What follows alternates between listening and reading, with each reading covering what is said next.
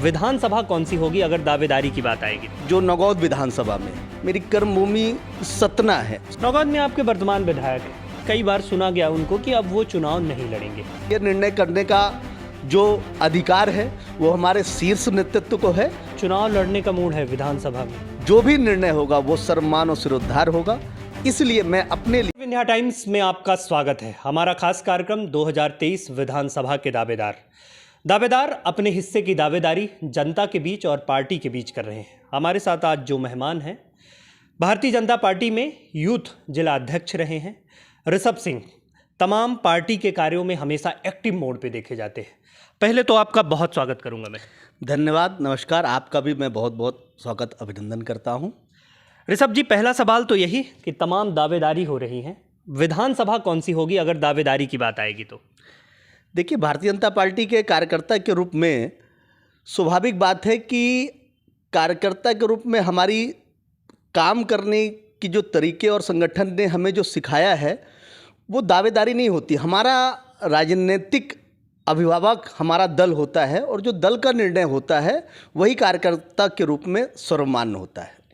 अगर पार्टी कहती है चुनाव लड़ने के लिए तो वो कौन सी प्रमुख विधानसभा होगी जहां से आपकी सहमति होगी कि यहां से चुनाव लड़ना है? देखिए, भारतीय जनता पार्टी के कार्यकर्ता के रूप में वर्षों बरस काम करने के अनुभव के आधार पे मुझे ऐसा लगता है कि जो कार्य क्षेत्र होगा, निर्णय संगठन यानी मेरा दल वहीं पे कार्यकर्ता के रूप में मुझे वहाँ पे भेजेंगे।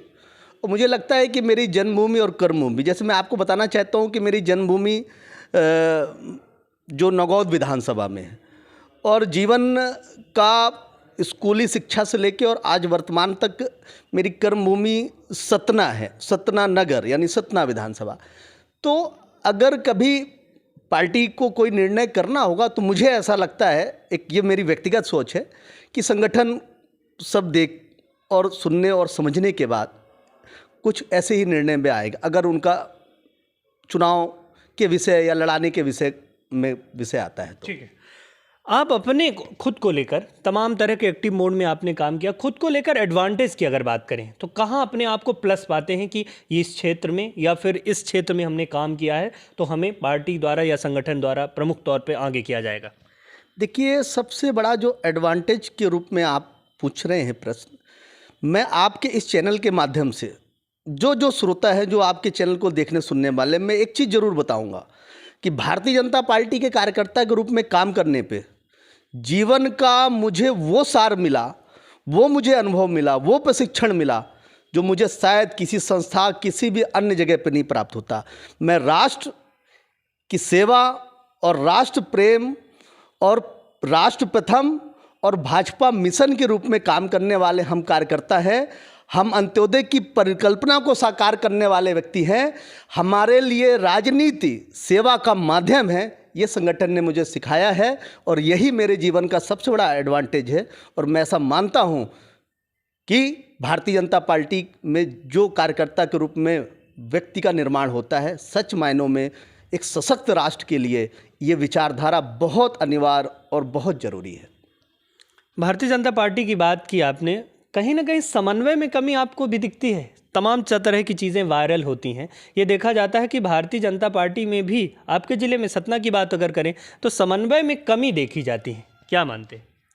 मुझे लगता है कि देखिए, राजनीतिक क्षेत्र में जब आदमी काम करता है तो सब तरह की बात निकल के आती है, मगर आप अगर देखेंगे तो सतना जिला के अंदर संगठन का जो कार्य है उसमें मुझे नहीं लगता कि आम जनमानस भी ये आपसे कह सकता है कि भारतीय जनता पार्टी के नेताओं में या संगठन में कोई समन्वय की कमी है। समन्वय है तभी आप देखिए कि आज बूथ स्तर तक भारतीय जनता पार्टी मजबूत है और सशक्त है।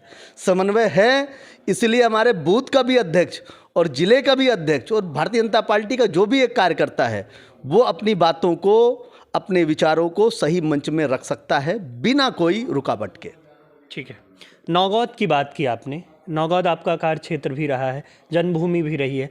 नौगौद में अगर प्रमुख मुद्दों की बात करें, कौन से वो प्रमुख मुद्दे हैं जो काम नहीं हो पाए और ऐसा लगता है कि अगर कभी पार्टी या फिर जनता हमें मौका देती है तो हम वो काम करके दिखाएंगे? देखिए, भारतीय जनता पार्टी की मध्य प्रदेश में जब से सरकार बनी है, हमारा प्रदेश 2003 के पहले बीमारू राज्य की श्रेणी में प्रथम स्थान में पूरे देश में रहता था।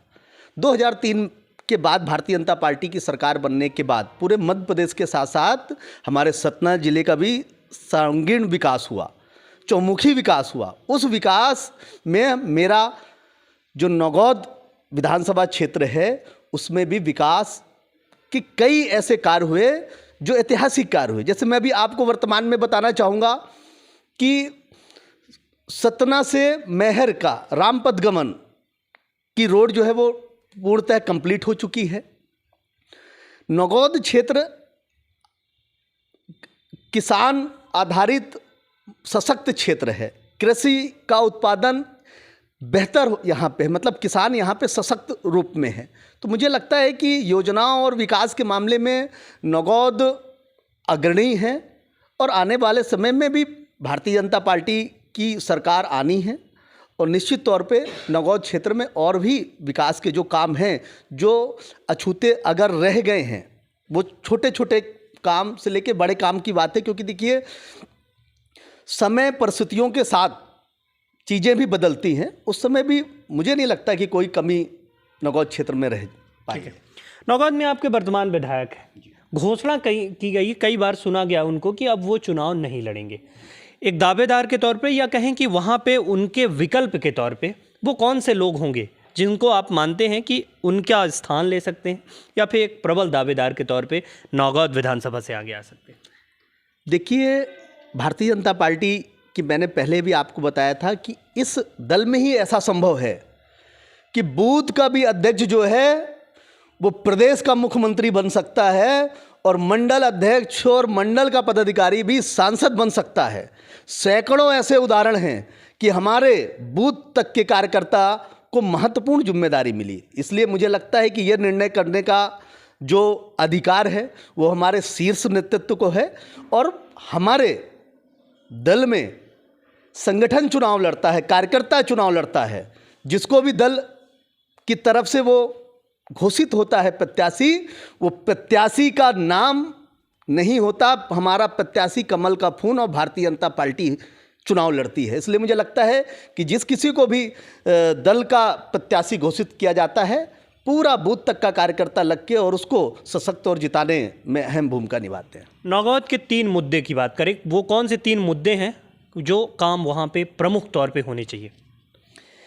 देखिए, वर्तमान स्थितियों में वर्षों से संघर्षरत रहे हैं और उसमें कुछ तकनीकी कमी के कारण, तकनीकी यानी कई बार ऐसा होता है कि सर्वे होता है और सर्वे के बाद कई अन्य तकनीकी समस्याएं आती हैं। मुझे लगता है वहाँ पे किसानों के लिए नहर के माध्यम से जल बहुत महत्वपूर्ण रूप से पहुँचाना जरूरी है और मुझे लगता है कि इस बार 2023 अक्टूबर के पहले गांव और खेतों में जल पहुंचेगा। मैं आपको बताना चाहता हूं कि नल जल के माध्यम से उचेहरा और नौगौद विधानसभा के सैकड़ों गांव में पाइपलाइन बिछ चुकी है और प्रत्येक घर में 3 नल, यानी प्रत्येक घर में 3 नल के माध्यम से हमने जल पहुंचाया है। जहां तक रोडों की बात है तो नौगौद विधानसभा में गांव-गांव तक रोडों का एक समुचित जाल है, जहां पे एक दूसरे से गांव में संपर्क के साधन हैं। शिक्षा भी बेहतर है, स्वास्थ्य सुविधाएं भी बेहतर है। तो मुझे तो अभी वर्तमान में ऐसा नहीं लगता, सिर्फ नहर के माध्यम से जो जल पहुंचाना है वो भी अक्टूबर तक पहुंच जाएगी। ऐसे ही सरकार ने जो है पूर्ण रूप से एक संकल्प लिया हुआ है। अंतिम सवाल, व्यक्तिगत सवाल, चुनाव लड़ने का मूड है विधानसभा में? देखिए, मेरा या मेरे जैसे लाखों लाख कार्यकर्ता का निर्णय भारतीय जनता पार्टी का संगठन करता है। मैंने आपको पहले भी बताया कि हमारी राजनीतिक जीवन के अभिभावक मेरा दल, मेरे पार्टी है, मेरा शीर्ष नेतृत्व है। शीर्ष नेतृत्व का जो भी निर्णय होगा वो सर्वमान और सिरोद्धार होगा। इसलिए मैं अपने लिए व्यक्तिगत तौर पे नहीं कह सकता कि मैं इस समय जो भी मेरा निर्णय होगा वो पार्टी निर्णय करेगी। जिसको भी उम्मीदवार बनाएगी साथ में खड़े रहेंगे? सदैव खड़े रहे हैं, सदैव खड़े रहे हैं और सदैव ये मान के चलिए कि हम लोग भारतीय जनता पार्टी के प्रशिक्षण प्राप्त कार्यकर्ता है। बिल्कुल हमारा एक लक्ष्य है, राष्ट्र प्रथम भाजपा मिशन। ठीक है, तो ये थे ऋषभ सिंह जी, जिनका साफ तौर पे ये कहना है कि पार्टी का निर्णय सर्वोपरि होगा। पार्टी अगर निर्णय करती है किसी भी विधानसभा से, वो उम्मीदवार के तौर पे होंगे और पार्टी जो जिम्मेदारी देगी उसे पूरी तरह से निभाने का काम करेंगे। बहुत बहुत धन्यवाद।